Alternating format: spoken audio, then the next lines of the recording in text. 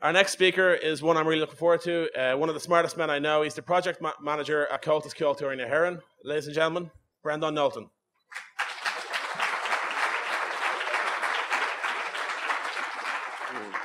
Right. You're having a good time? Yeah. 1, 2, 3. Okay. Okay. Set? All right. So I'm going to tell you a little story about two guys working together on a web project, right? So they're really nice guys, and they get along really great, but unfortunately things don't go quite as expected. So first I'm going to introduce the characters. Meet Mr. Client. All right? Mr. Client is a very focused and efficient business guy. He's a product manager for a line of replacement zipper tabs, and he figures that if he gets someone to help out with the design, he'd deliver a really cool website for his product. So now we meet Mr. Designer. Mr. Designer, he's really good at what he does. He went to art school, and now he's doing some freelancing. He's a perfectionist, and he really cares about his craft. So before the project, everything is great. Mr. Client's company has green-lighted his idea for a new website talking about his replacement zipper tabs, and he's agreed a price with Mr. Designer. So Mr. Designer is really excited to be working on a new project, and we might call this the honeymoon period of the project. So Mr. Client has to explain his patented replacement zipper tabs, and he says, "We have an innovative fastener delivery system. We believe that we can leverage the installed Garmin infrastructure to improve reuse. We have a unique understanding of the technology of integrated fastener systems."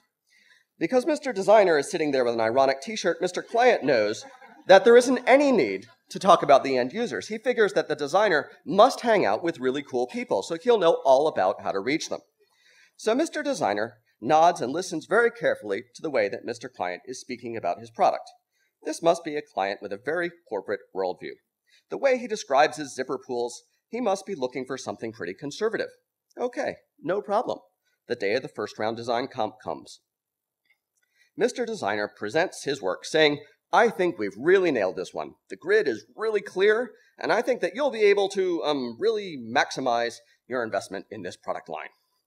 Mr. Client realizes that he never really did talk about the audience for his product, and he can't believe that such a hip designer produced something that is so square. So he's kind of upset, and he asks Mr. Designer to give him a new concept, and he uses the word edgy a lot. The designer shrugs, and the day of the second design comp comes. So Mr. Designer brings back another approach, this time oriented towards bikers and boarders, and he didn't put nearly as much work into this one because he's still really annoyed at having to go back to first principle. But, this time the client is really stuck because Mr. Designer made the changes he asked for, but he really doesn't like the result. He's never really learned to think like his users, you see, and now he doesn't know what to do. Until he has a brainstorm. So, this is the client's dog, Puff. Mr. Client can't make up his mind about what he wants, so he decides to pass the buck to someone else. Mr. Client could invoke his manager or the CEO, but really he might as well be thinking about his dog Puff. Mr. Client spins an elaborate fantasy about what he thinks his ideal users are doing right now. And appealing to very undefined demographics, Mr. Client tries to get himself out of the hole that he's in, and he asks for the best of both approaches so far, even though they're for radically different audiences. The designer hears that the client hasn't thought about the personas of his end users, and so he hasn't asked them how they use his products. And without knowing why he's designing, he doesn't have much to go on. So he suggests doing research with an interaction designer. Mr. Client is hearing that Mr. Designer wants another contract, this time for content strategy and usability analysis, which sounds really expensive. So he says, let's just go with the best ideas that we've had so far. Because that way we won't waste all the work that you've done up till now. And the designer shrugs. So now the project is finished. And here's what we get. One fabulous Franken project that doesn't actually meet anybody's expectations, but hey, the designer got paid, so everything is good.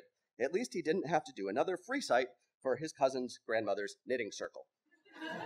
And that's the end of our little parable. To sum up, the clients are not great at articulating requirements. It's a really difficult skill. And any designer needs to learn how to ask those questions, and sometimes the hardest thing is to get Mr. Client to relax. Designing for yourself won't really solve the problem unless you're the one and the only target, because there's really nothing as useful as interviewing the users about a process, a brand, or a design, and most users are really nothing like you, even if they also get their t-shirts at Threadless. And so, if your client doesn't seem to understand what you're saying, maybe that is a clue that the work that you're going to make won't end up as something that you're really proud of. And along the way, you really shouldn't be afraid to try on, a couple of hats. Thank you very much.